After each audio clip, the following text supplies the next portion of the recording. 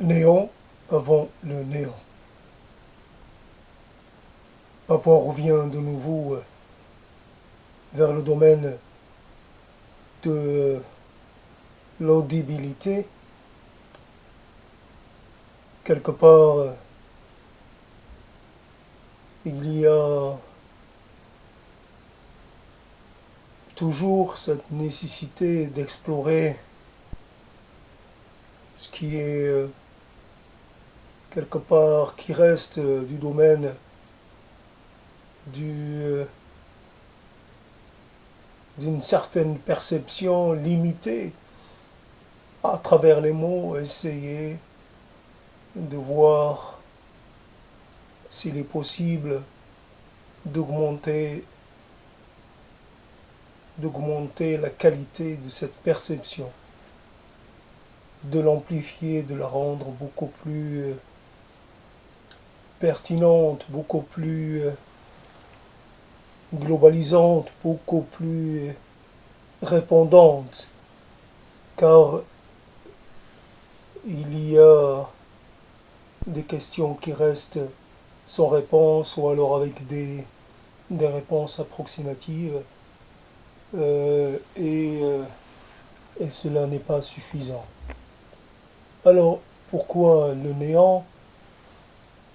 Avant le néant, bien entendu, il y a plusieurs catégories de néant. Donc il y a peut-être un petit ou un moyen néant avec et il y a peut-être un grand néant euh, qui lui surplombe tous les autres, qui lui en fait chapeaute tous les autres. Et quelque part, il y a, il y a une nécessaire confrontation avec un certain nombre de choses, malgré tous les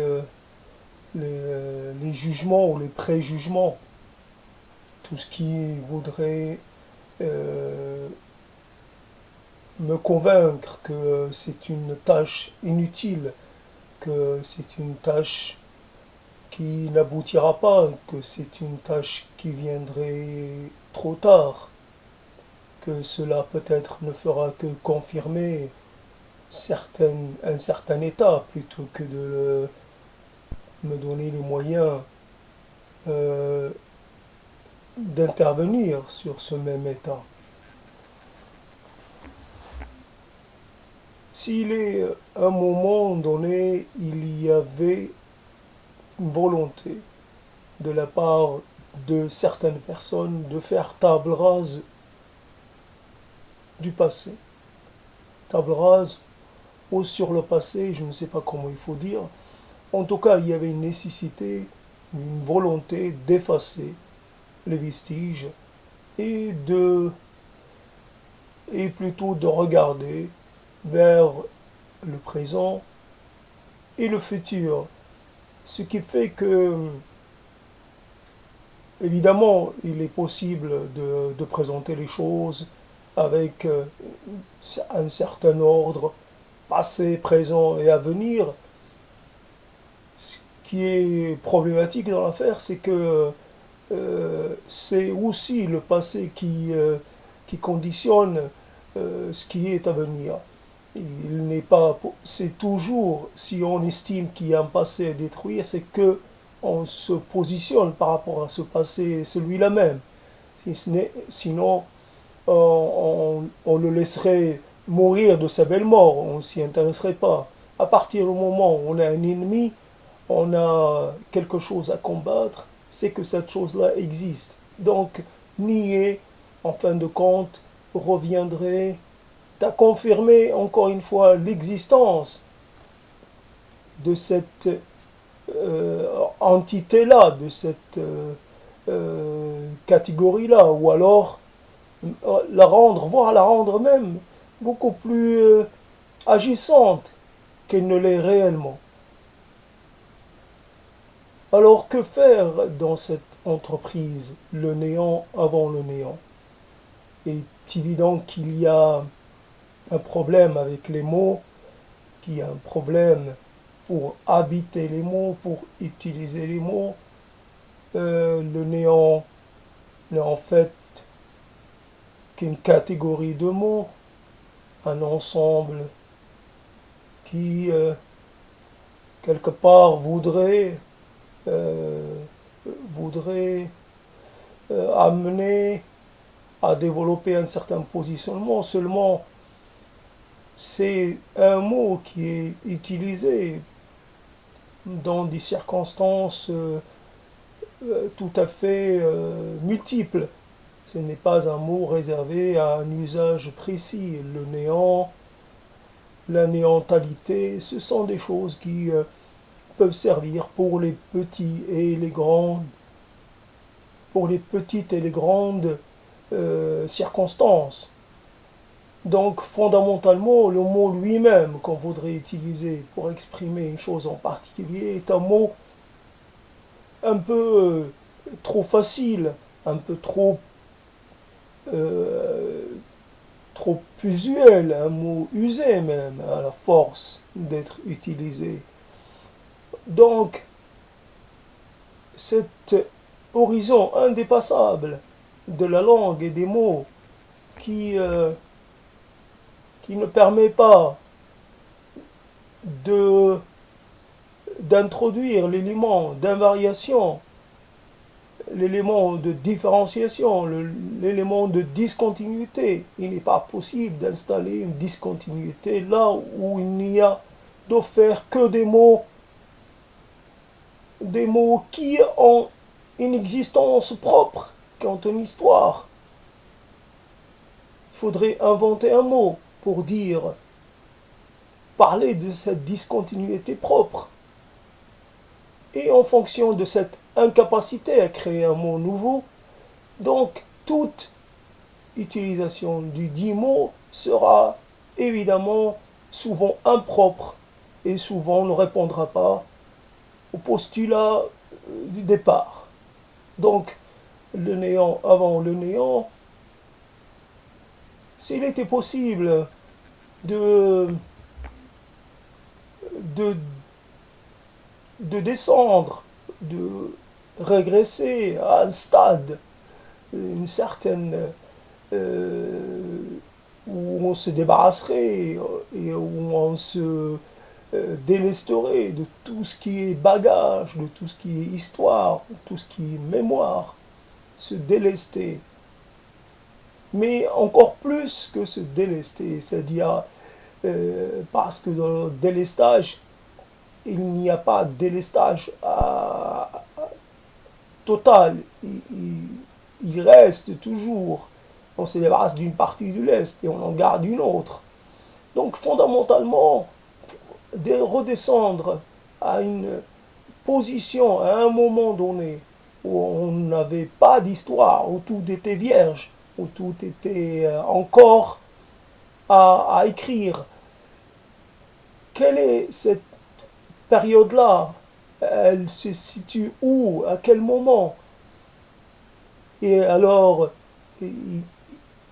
est-ce qu'il y a réellement une possibilité de, de pratiquer l'oubli, l'amnésie totale?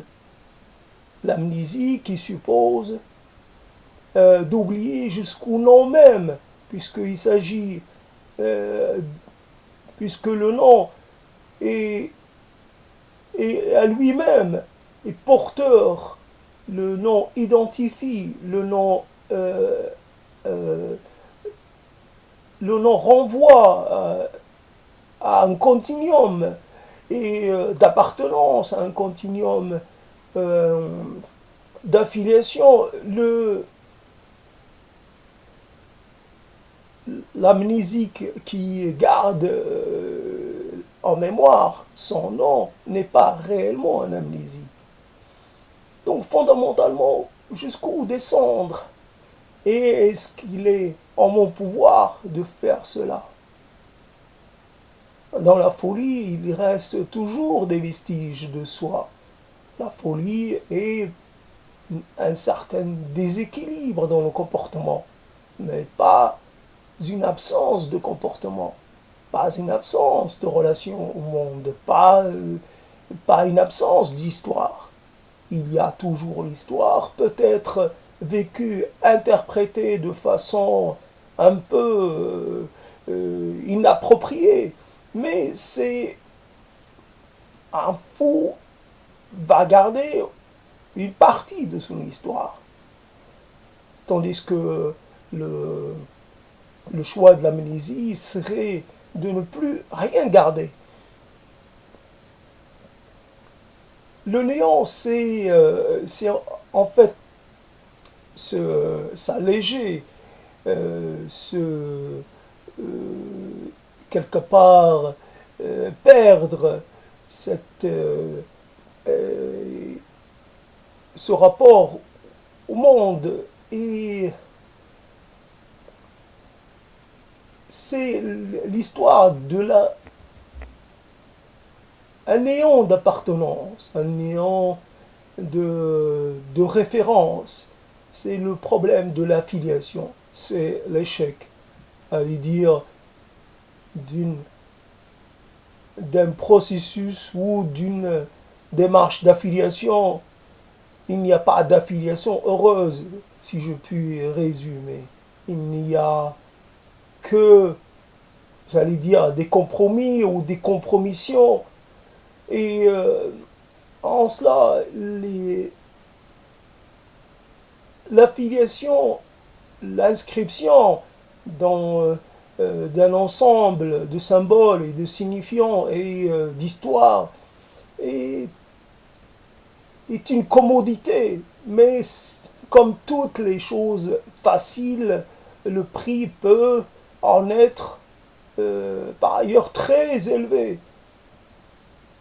Ce n'est pas parce que certaines choses sont faciles qu'elles n'ont pas de prix, qu'elles n'ont pas à être, qu'elles n'ont pas de, comment dire, qu'elles sont accordées de façon, euh, de, comment dire, sont accordées sans contrepartie. C'est cette contrepartie qui pose problème. C'est cette contrepartie, cette lourde, euh, euh, lourde contrepartie, obligeante, euh, encageante, euh, enclosante. Et donc, quelque part, quel moyen ai-je d'arriver à faire quelque chose? C'est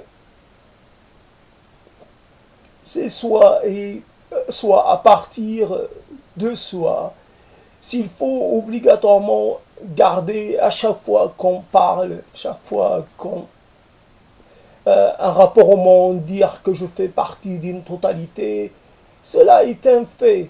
Mais il faut à chaque fois le réclamer, à chaque fois y faire référence. Cela deviendrait. Cela quand quelque chose est sous-tendu, quand quelque chose est inclus dans tout discours, elle est sous-jacente, cette appartenance. Donc c'est par elle, c'est en face d'elle que je me détermine aussi. Donc mon discours à moi est important pour moi, c'est mon absolu, ma seule référence, ma, mon existentialité, et c'est cela qui m'importe.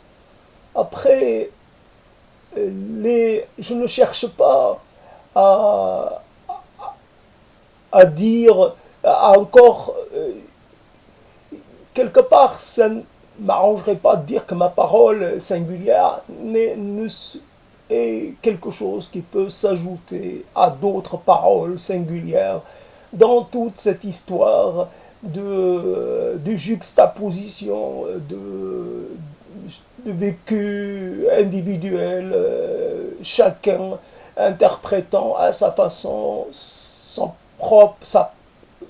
propre parcours et à chacun le, l'analysant à sa façon, chacun a droit de la parole, à la parole, mais toutes ces paroles ne se rencontrent jamais.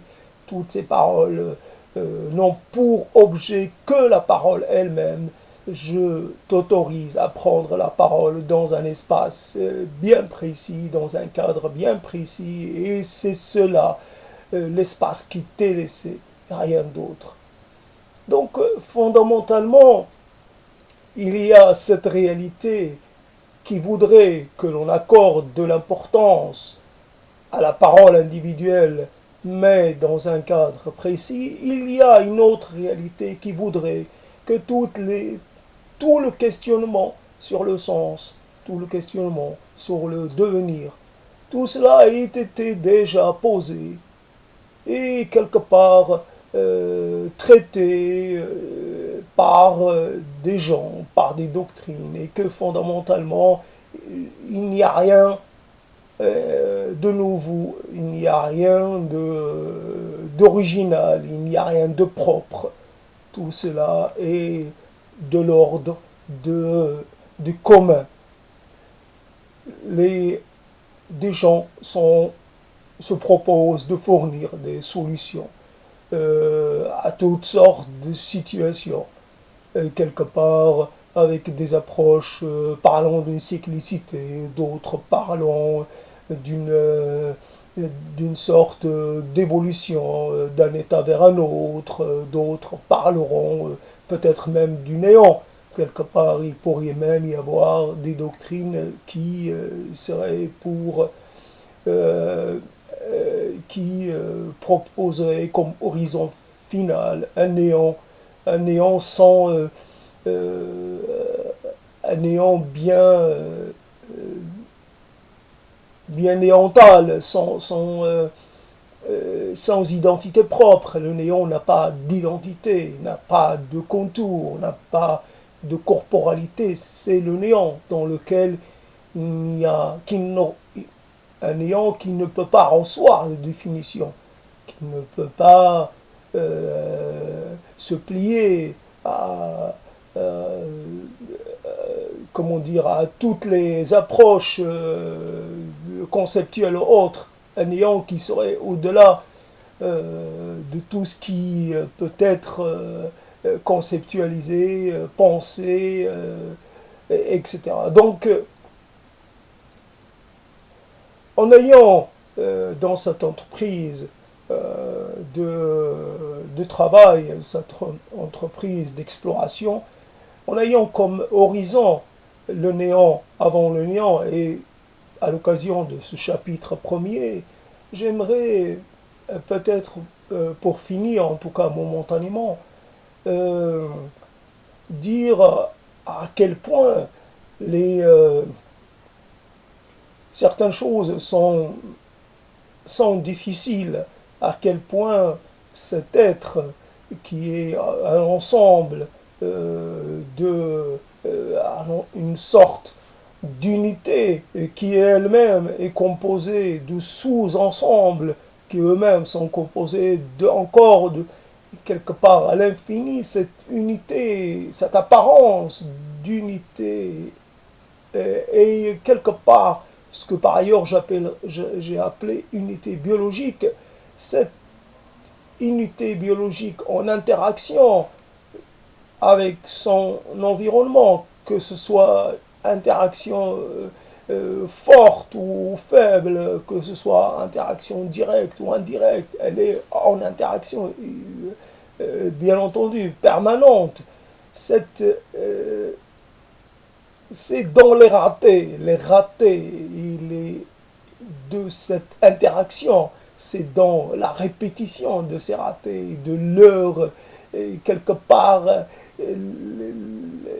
qu'apparaît, que naît un sentiment de vacuité.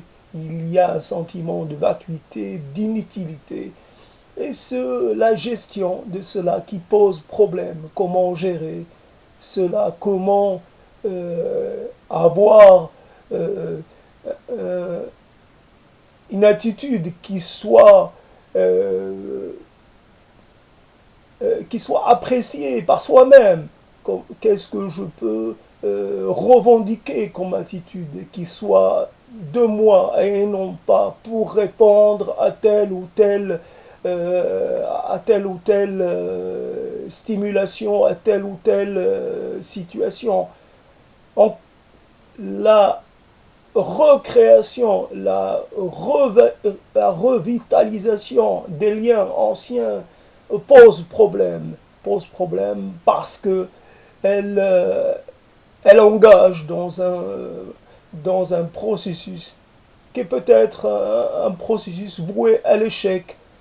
Et c'est la perspective de cet échec qui oblige qui oblige de nouveau à essayer d'intervenir de cette façon-là dans son propre à ce mouvement pour essayer de le ralentir, pour essayer d'y introduire des éléments de variance, des éléments de déstabiliser ce processus pour essayer de voir s'il est réellement un processus créateur de quelque chose, s'il n'est qu'une énième production, d'une énième illustration de l'inutilité, de l'illusion quelque part.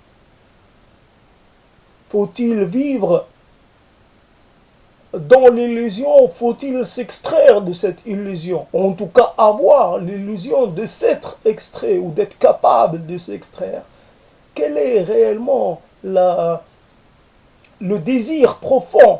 Encore une fois, un mot auquel je me sens appartenir, mais que je voudrais arriver à m'en désappartenir parce que cela encore une fois confirme un lien avec le monde qui est un lien qui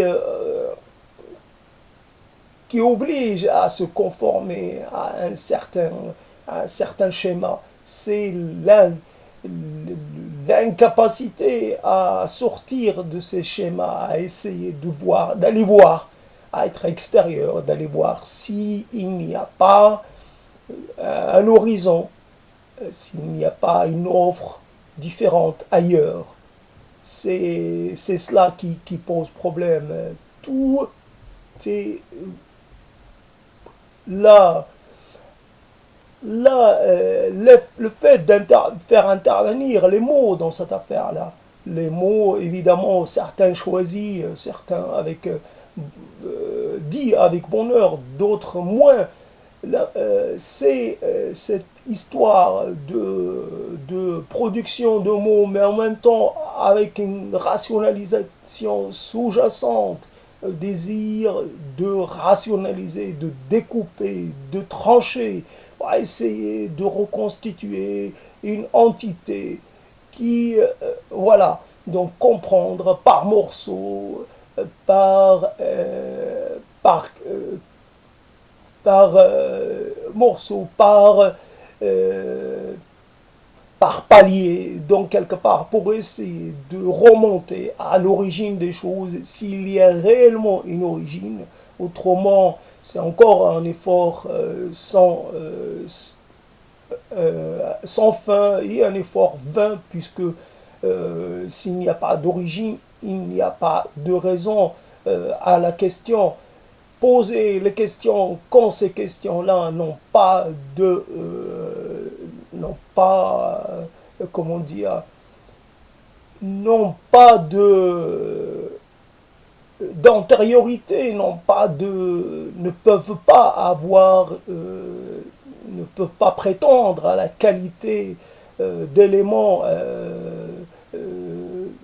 comment dire, quand la question ne peut pas changer, intervenir sur le cours des choses, quand le cours des choses est dans sa conformité bien avant l'émergence même de la question.